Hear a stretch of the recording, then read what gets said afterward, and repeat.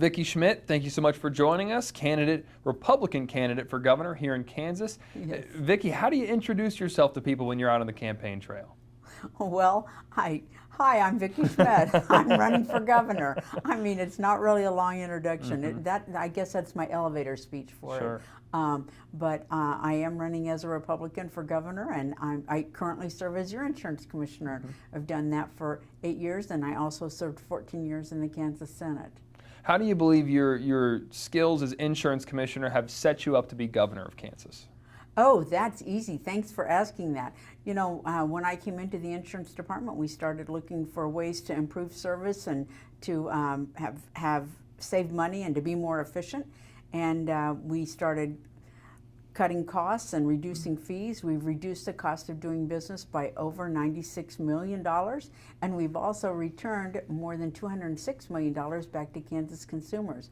So I can't think of a better resume to run for governor. I know there's no one else in state government that can say that about their experience.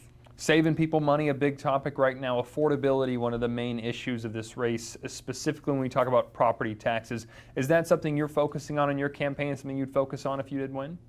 Oh, sure. I mean, of course, the first thing people say is, what are you going to do about property tax? Everywhere I go. I mean, it's not urban, it's not suburban, it's not rural, it's 100% of the time. You know, I think that the legislature has used a lot of gimmicks and a lot of political games. They get to the end of the session, about 3 weeks before the end of the session, and they look for the easy button and they want to hit it, and that isn't the way you should approach this subject. It's huge. It's a big subject. Starts back with the city and the counties. You know, I think if the state's going to streamline government, like I hope to do, then cities and counties can look for efficiencies also. But it also talks. We need to talk about our appraisers, how we train them, make sure that they're all receiving the same training. Then you can go into the appeal process, and that doesn't seem to be transparent county to county, and certainly doesn't seem to be the same county to county. So I think we need to look at that, and you know, and lastly, the state has 20 mills of mill levy for schools, and you know, you can't even begin to touch that 20 mills to buy that back when the legislature keeps busting the budget and spending $700–800 million more than what we're bringing in for the year. So certainly some budget issues there as well, you think, that goes along with this property tax issue? 100%, but I also think you need the counties and the cities around the table when you're talking about it. I've been told by cities and counties they're not around the table when you're talking about it. Everybody should have some skin in that game. One of the other top issues in this race that we hear a lot about from people we talk to is data centers across Kansas in all sorts of different communities, whether they are rural, suburban, or urban. What do you see, if you were to win, as the government's role in data centers moving forward? Well, first of all, I absolutely believe in local control. And I think local communities need to make the decision about what they want to allow and what they don't want to allow. But I think we need overarching guardrails, if you will, about how to, some of the things that they ought to consider.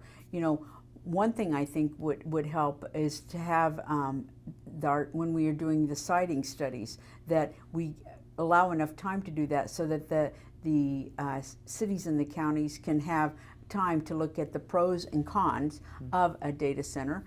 And then I also think, you know, we need to protect our land, our water, and our way of life. And, you know, when we talk about water, we have water quality and water quantity laws on our books. We need to make sure that they're obeying those. Same thing with the electric. You know, we need to make sure that the energy costs are not sent over to our residential customers instead of the big energy users paying their fair share. And education, another thing we've talked to a lot of people about. Where do you see there being problems with education in Kansas? Do you want there to be more choice? What's your stance on it? Well, you know, my running mate, Joe Newland, is my lieutenant governor, and he was a former president of Farm Bureau. We are both very strong public school supporters. We're both advocates for public schools. I would not approve a voucher bill. I think that is what separates me from the rest of the field on the Republican side. I won't turn my back on public education ever. I'm the product of public education, and I wouldn't be sitting here today with you had I not had a great public education. Do I think the system is perfect? No, but it is a system we have, and we absolutely owe it to the future generation. You know, I want the education system to be able to produce students that when they're done with their studies, that they can be members of our workforce, and they can also be productive citizens. That's really important to me. Do you think there's a funding issue in Kansas when it comes to education right now? Well, I think the funding finance formula will be looked at this year. I think there could be some tweaks, maybe a little bit different transparency, and I think there could be some tweaks with that, but I'm not willing to throw out the baby with the bathwater. As we talk about public school right here, I think one of your, let's say, agenda items that I think differs from the other people in this race is social media and kids. What do you want to see around social media and kids if you were to become governor? Oh, yes, I think this is a huge issue. Well, I would be proposing, Joe and I would be proposing that we do not allow social media companies to offer their platforms to anybody under the age of 16 without parental consent. And let me tell you why. I mean, we have a mental health crisis in our society, but it's not only adults, it's in our kids. Social media defines how they see the world, and it also defines how they see themselves. And I think that this is a number one thing we can do. You know, we have not had a healthcare discussion in Kansas for the last 10 to 12 years. We need to start, we need to catch up with our neighboring states, but we need to have that discussion, and mental health is such a big part of it. Not only for the kids, but certainly the social media part for the kids. And you think that social media kind of contributing to the mental health decline of children nowadays? Oh, I absolutely believe that because, as I said, it defines how they see themselves.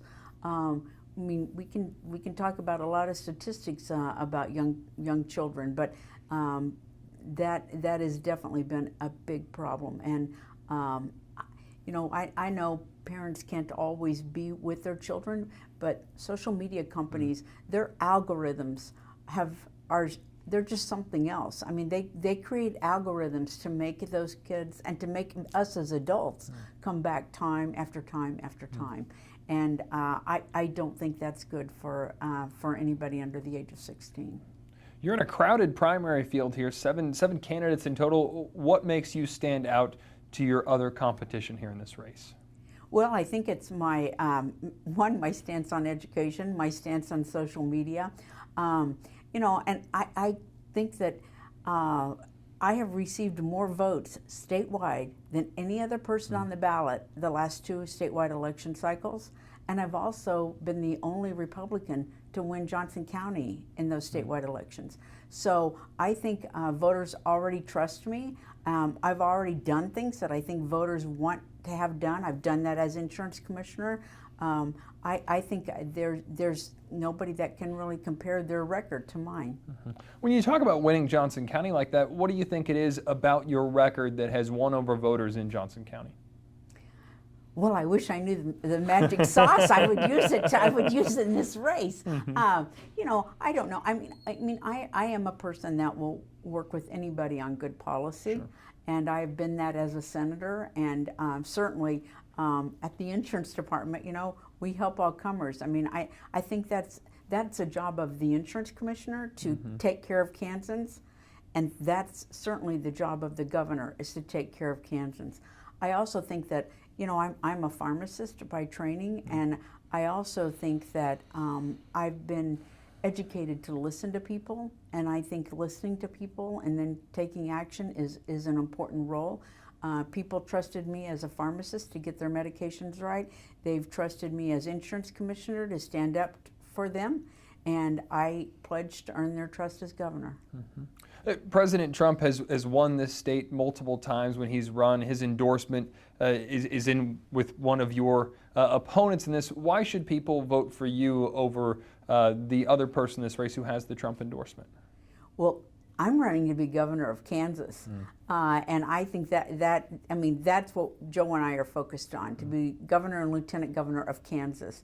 And like I said, the vote turnout, that people have counted on me and have trusted me, I care about the people of Kansas and who they're going to vote for. Yeah. I think my last question here, and I think it goes hand in hand with who you picked for your lieutenant governor, that we're meeting you out here in rural Kansas today. What's important to you about getting out here to some of the smaller areas of Kansas, some of the more rural areas, and meeting voters out here? Well, first of all, thank you for traveling today. Today's been a travel day for me, and so I really appreciate you squeezing us in. But, you know, these are Kansans that live across our state. Not everybody lives in one or two counties. You know, we have Kansans in all corners of our state. I have made it a point as insurance commissioner to travel to all quadrants of the state. And I think this has been the best part about the campaign, is to actually come out to different areas and to see and talk to people. Kansans are incredibly nice. They're incredibly genuine, and gee, I mean, we've had some of the best root beer floats around and chocolate malts at the soda fountains. You know, I think it's important to me to make sure that they know that they have never been forgotten by Joe and I, and they certainly will not be forgotten by Joe and I. Joe's out in a different part of the state today also, and that's just how we're running our campaign. We are working hard every day, and I honestly don't think anybody can outwork us in this campaign. Okay.